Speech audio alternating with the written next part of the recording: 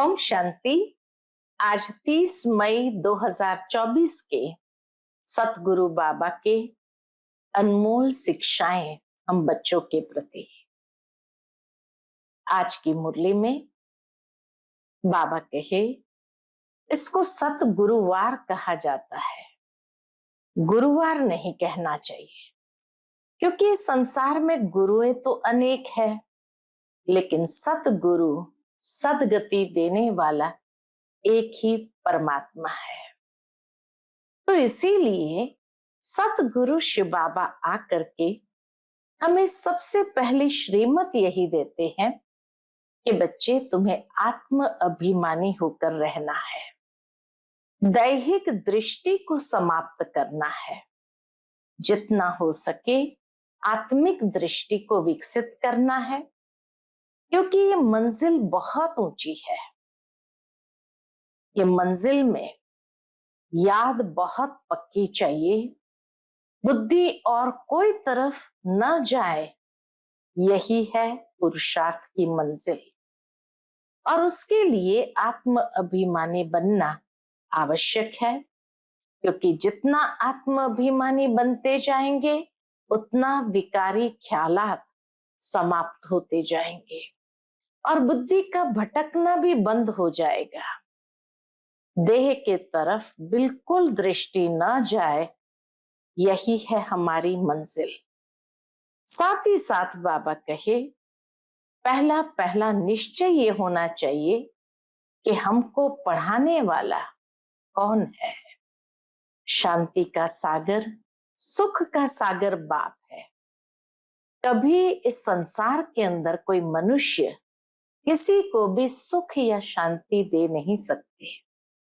तो सुनते हैं आज के बाबा के अनमोल मधुर महावाक्य। ओम शांति। मीठे बच्चे, तुम्हें पहला पहला निश्चय चाहिए कि हमको पढ़ाने वाला स्वयं शांति का सागर, सुख का सागर बाप है। कोई मनुष्य किसी को सुख शांति नहीं दे सकता। आज की मुरली से प्रश्न है, सबसे ऊंची मंजिल कौन सी है? उस मंजिल को पाने का पुरुषार्थ क्या है? उत्तर, एक बाप की याद पक्की हो जाए, बुद्धि और कोई की तरफ न जाए, यही ऊंची मंजिल है। इसके लिए आत्म अभिमानी बनने का पुरुषार्थ करना पड़े। जब तुम आत्म अभिमानी बन जाएंगे तो सब विकारी ख्यालात समाप्त हो जाएंगे, खत्म हो जाएंगे, बुद्धि का भटकना बंद हो जाएगा, देह के तरफ बिल्कुल दृष्टि न जाए, यह मंजिल है। इसके लिए आत्म अभिमानी भव। ओम शांति। रूहानी बच्चों प्रति रूहानी बाप बैठ समझाते हैं। इनको यानी ब्रह्मा बाबा को रूहानी बाप नहीं कहेंगे। आज के दिन को सतगुरुवार कहते हैं। गुरुवार कहना भूल है। बाबा छोटे से छोटी बात को भी ध्यान खिंचवाते हुए अटेंशन दिलाते हैं कि गुरुवार कहना भूल है। सतगुरुवार। गुरु लोग तो बहुत ढेर है, सतगुरु एक ही है। बहुत है जो अपने को गुरु भी कहते हैं, सतगुरु भी कहते हैं। अभी तुम बच्चे समझते हो। क्या समझते हैं? गुरु और सतगुरु में तो फर्क है। सत अर्थात ट्रुथ, सत्य एक ही निराकार बाप को कहा जाता है, न कि मनुष्य को। सच्चा ज्ञान तो एक ही बार ज्ञान सागर बाप आकर देते हैं। मनुष्य को कभी सच्चा ज्ञान दे नहीं सकते। सच्चा है ही एक निराकार बाप। इनका नाम तो ब्रह्मा है। शिव बाबा सच्चा सच्चा एक ही है, बाकी इनका नाम ब्रह्मा है। यह किसी को ज्ञान दे न सके। ब्रह्मा में ज्ञान कुछ भी था नहीं। जब तक शिव बाबा की प्रवेशता न हुई तब तक ब्रह्मा बाबा में कोई ज्ञान नहीं था। अभी भी कहेंगे इनमें सारा ज्ञान तो है नहीं। संपूर्ण ज्ञान तो ज्ञान सागर परमपिता परमात्मा में ही है।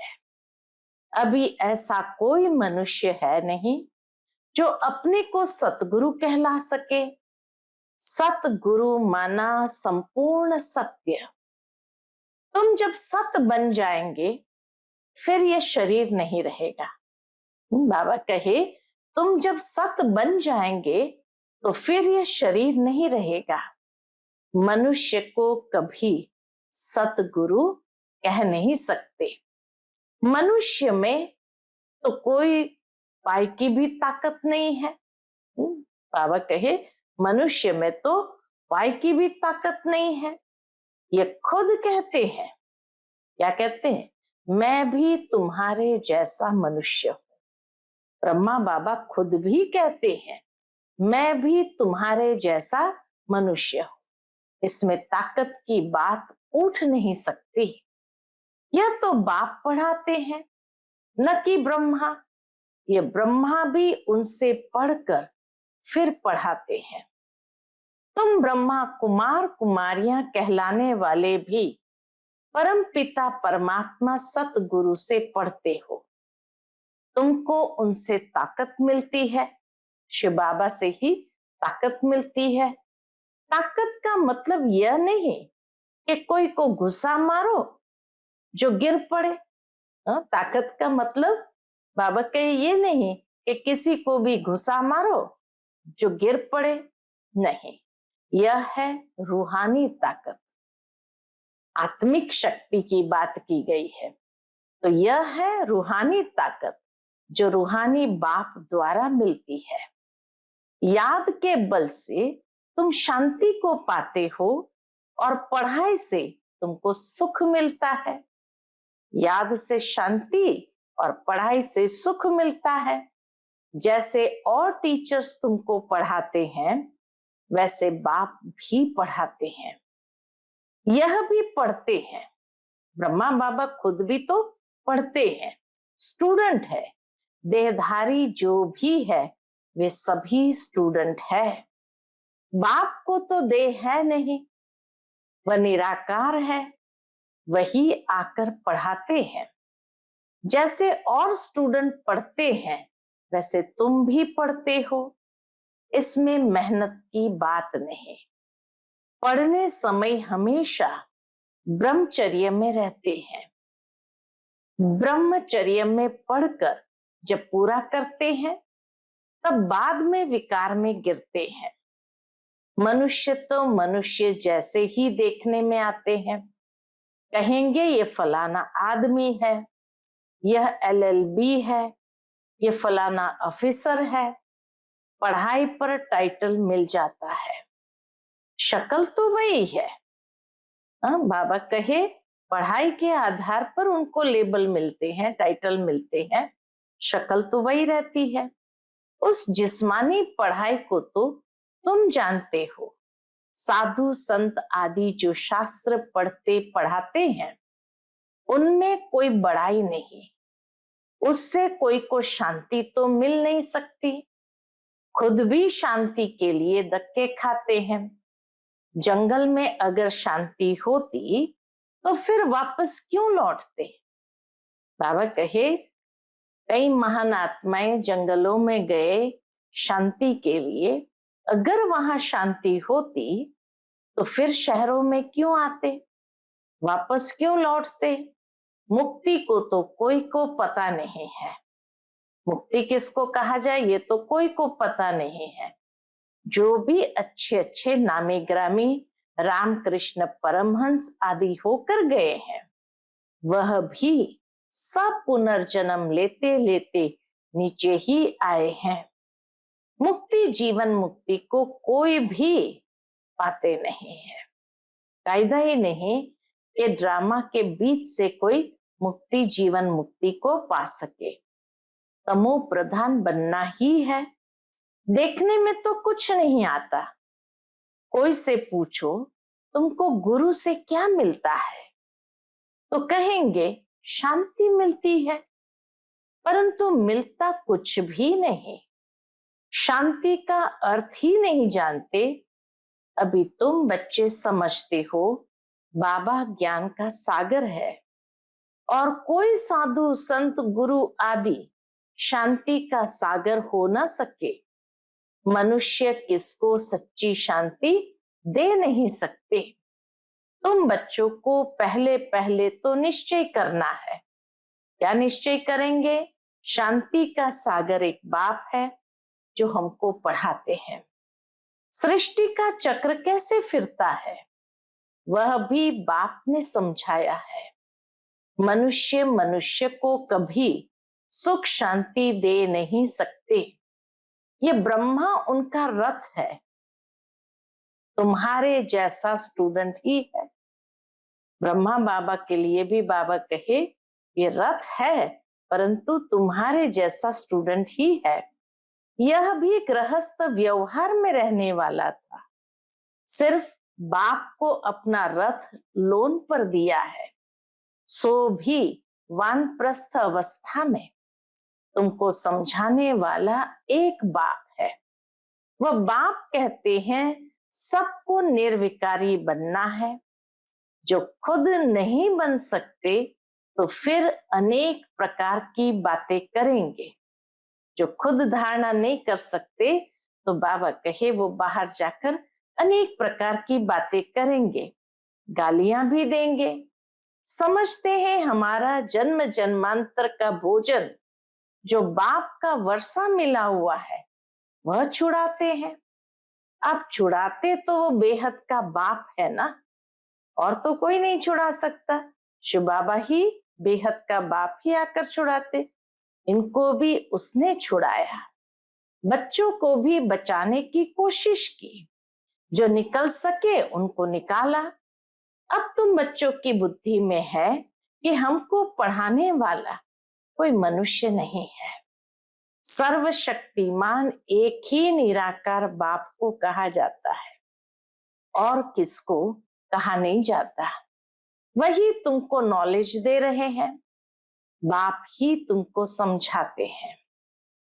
यह विकार तुम्हारा सबसे बड़ा दुश्मन है, इनको छोड़ो। फिर जो नहीं छोड़ सकते हैं वह कितना झगड़ा करते हैं। माताएं भी कोई कोई ऐसी निकल पड़ती है जो विकार के लिए बड़ा हंगामा करती है। अभी तुम हो संगम युग पर, यह भी कोई नहीं जानते कि यह पुरुषोत्तम संगम युग है। बाप कितना अच्छी रीति समझाते हैं। बहुत है जिनको पूरा निश्चय है, कोई को सेमी निश्चय है, कोई को 100%, कोई को 10% भी है। अब भगवान श्रीमत देते हैं। क्या देते हैं? बच्चे मुझे याद करो। यह है बाप का बड़ा फरमान। निश्चय हो तब तो उस फरमान पर चले ना। बाप कहते मेरे मीठे बच्चों, तुम अपने को आत्म समझ बाप को याद करो। इनको याद नहीं करना है। ब्रह्मा बाबा के शरीर को याद नहीं करना है। मैं नहीं कहता, ब्रह्मा बाबा भी कहते मैं नहीं कहता, बाबा मेरे द्वारा तुमको कहते हैं। जैसे तुम बच्चे पढ़ते हो तो यह भी पढ़ता है। सब स्टूडेंट है, पढ़ाने वाला एक टीचर है, वह सब मनुष्य पढ़ाते हैं। यहाँ तुमको ईश्वर पढ़ाते हैं। तुम आत्माएं पढ़ती हो, तुम्हारी आत्मा फिर पढ़ाती है। इसमें बहुत आत्माभिमानी बनना है। बैरिस्टर इंजीनियर आत्मा ही बनती है। आत्मा को अब देह अभिमान आ गया है। आत्म अभिमानी के बदले देह अभिमानी बन पड़े हैं। जब आत्म अभिमानी हो तब विकारी नहीं कहला सकते। उनको कभी विकारी ख्यालात भी नहीं आ सकता। देह अभिमान से ही विकारी ख्याल आते हैं, फिर विकारी की ही दृष्टि से देखते हैं। बाबा कहे देह अभिमान से ही विकारी ख्याल आते हैं, फिर विकार की ही दृष्टि से देखते हैं। देवताओं की विकारी दृष्टि कभी नहीं हो सकती। ज्ञान से फिर दृष्टि बदल जाती है। सतयुग में ऐसे थोड़ी प्यार करेंगे, डांस करेंगे। वहां प्यार करेंगे परंतु विकार की बांस नहीं होगी। जन्म जन्मांतर विकार में गए हैं तो वह नशा बहुत मुश्किल उतरता है। बाप निर्विकारी बनाते हैं तो कई बच्चियां बिल्कुल मजबूत हो जाती है। बस हमको तो पूरा निर्विकारी बनना है। हम अकेले थे, अकेले ही जाना है। उनको कोई थोड़ा टच करेगा तो अच्छा नहीं लगेगा। बाबा कहे बच्चों को भी कोई थोड़ा सा टच भी करता है तो अच्छा नहीं लगेगा। कहेंगे ये हमको हाथ क्यों लगाते हैं, इनमें विकारी बांस है। विकारी हमको टच भी न करे। इस मंजिल पर पहुंचना है। देह तरफ बिल्कुल दृष्टि ही न रहे। वह कर्मातीत अवस्था अभी बनानी है। अभी तक ऐसा नहीं है कि सिर्फ आत्मा को ही देखते हैं। मंजिल है। बाप हमेशा कहते रहते हैं, बच्चे अपने को आत्मा समझो। ये शरीर दुम है जिसमें तुम पार्ट बजाते हो। शरीर क्या है? दुम है जिसमें तुम पार्ट बजाते हो। कई कहते हैं इनमें शक्ति है, शिव बाबा है, परमात्मा शक्ति है। ये नहीं समझते। क्या कहते? इनमें शक्ति है, परंतु शक्ति की कोई बात ही नहीं।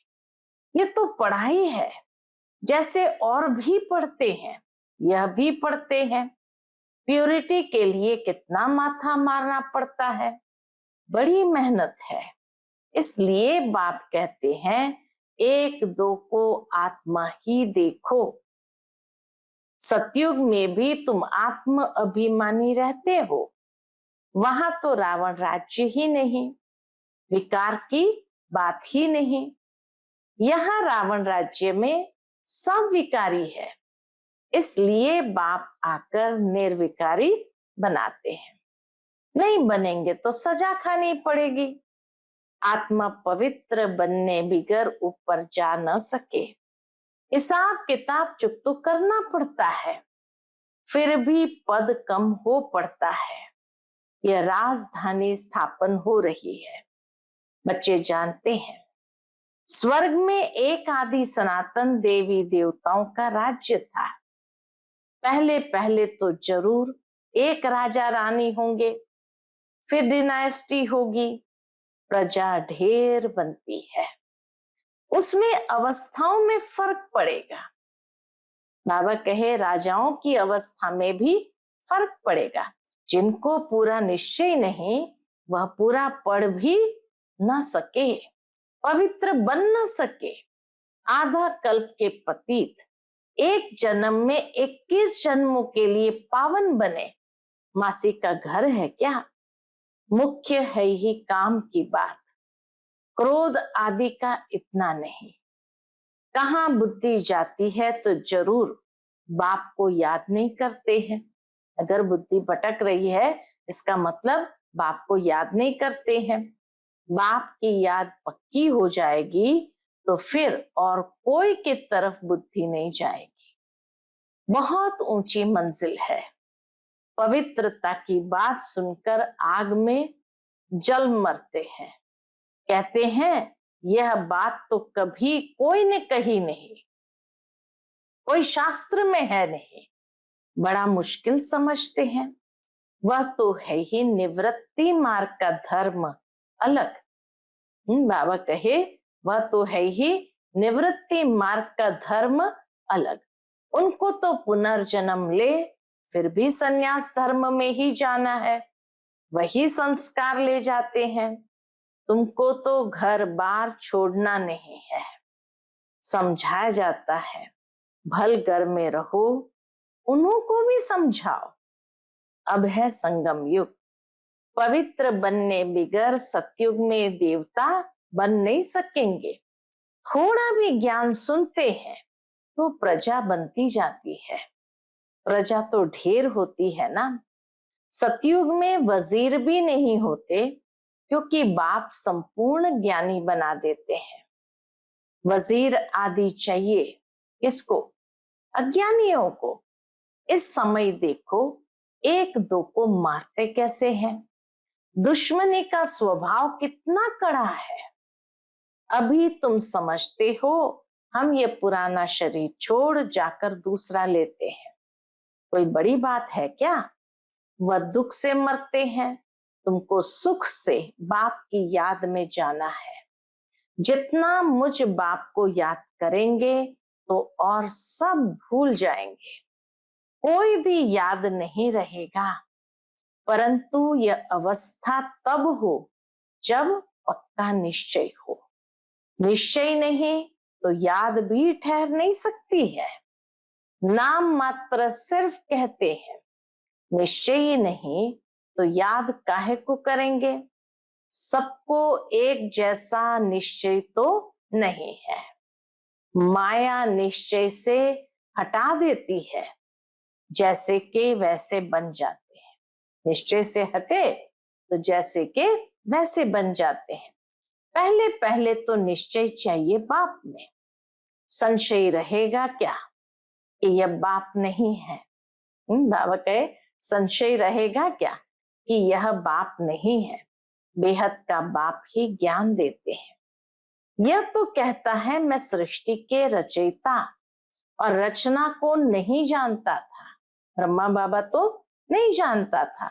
मेरे को कोई तो सुनाएगा। मैंने 12 गुरु किए, उन सबको छोड़ना पड़ा। गुरु ने तो ज्ञान दिया नहीं है। परमात्मा आते हैं, उसका सबसे बड़ा प्रमाण उसका ज्ञान है कि जो ज्ञान कोई शास्त्र में नहीं, कोई मनुष्य के पास नहीं। सतगुरु ने अचानक आकर प्रवेश किया, समझा पता नहीं क्या होना है। ब्रह्मा बाबा को लगा पता नहीं क्या होना है। गीता में भी है ना, अर्जुन को भी साक्षात्कार कराया। अर्जुन की बात है नहीं, ये तो रथ है ना।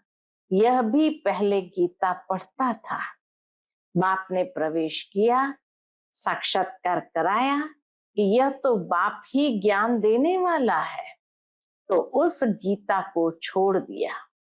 सच्चा ज्ञान जैसे मिला तो उस गीता को छोड़ दिया। बाप है ज्ञान का सागर, हमको तो वही बताएगा ना। गीता है माई बाप, वह बाप ही है जिसको तुमेव माताश्च पिता कहते हैं। वह रचना रचते हैं, एडॉप्ट करते हैं ना। यह ब्रह्मा भी तुम्हारे जैसा है। बाप कहते हैं इनकी भी जब वानप्रस्थ अवस्था होती है तब मैं प्रवेश करता हूँ। ब्रह्मा बाबा की भी जब वानप्रस्थ अवस्था होती है तब शिव बाबा प्रवेश करते हैं। कुमारियां तो है ही पवित्र, उनके लिए तो सहज है। शादी के बाद कितने संबंध बढ़ जाते हैं, इसलिए देही अभिमानी बनने में मेहनत लगती है। वास्तव में आत्मा शरीर से अलग है, परंतु आधा कल्प देह अभिमानी रहे हैं। बाप आकर अंतिम जन्म में देही अभिमानी बनाते हैं तो मुश्किल भासता है। पुरुषार्थ करते करते कितने थोड़े पास होते हैं, अष्ट रत्न निकलते हैं। अपने से पूछो, हमारी लाइन क्लियर है शिव बाबा के साथ? एक बाप के सिवाय और कुछ याद तो नहीं आता है। यह अवस्था पिछाड़ी में होगी, ऐसी अवस्था पिछाड़ी में होगी। आत्म अभिमानी बनने में बहुत मेहनत है। अच्छा, मीठे मीठे सिकिलते बच्चों प्रति माता पिता बाप दादा का याद प्यार और गुड मॉर्निंग।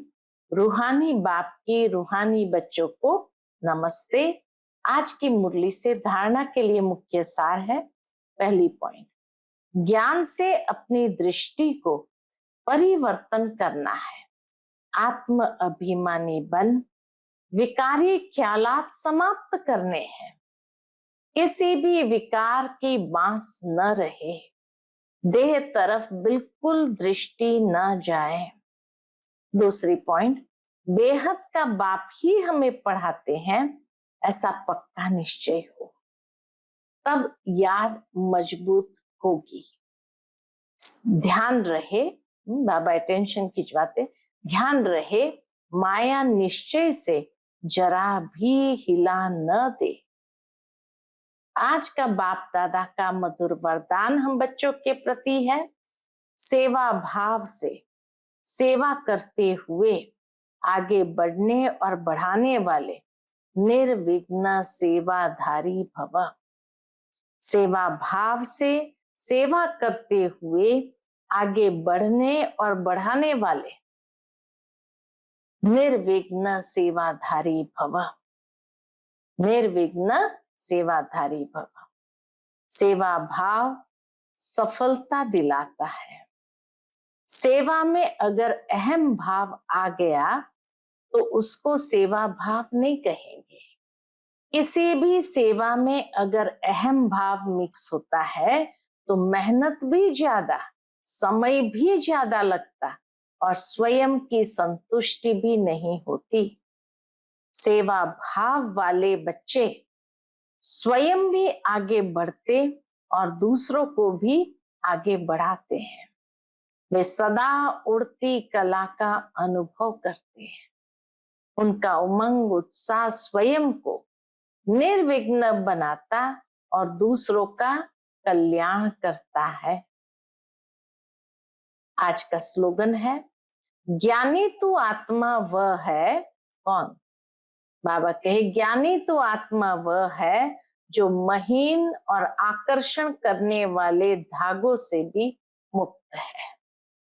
ज्ञानी तो आत्मा वह है जो महीन और आकर्षण करने वाले धागे से भी मुक्त है। अच्छा, ओम शांति।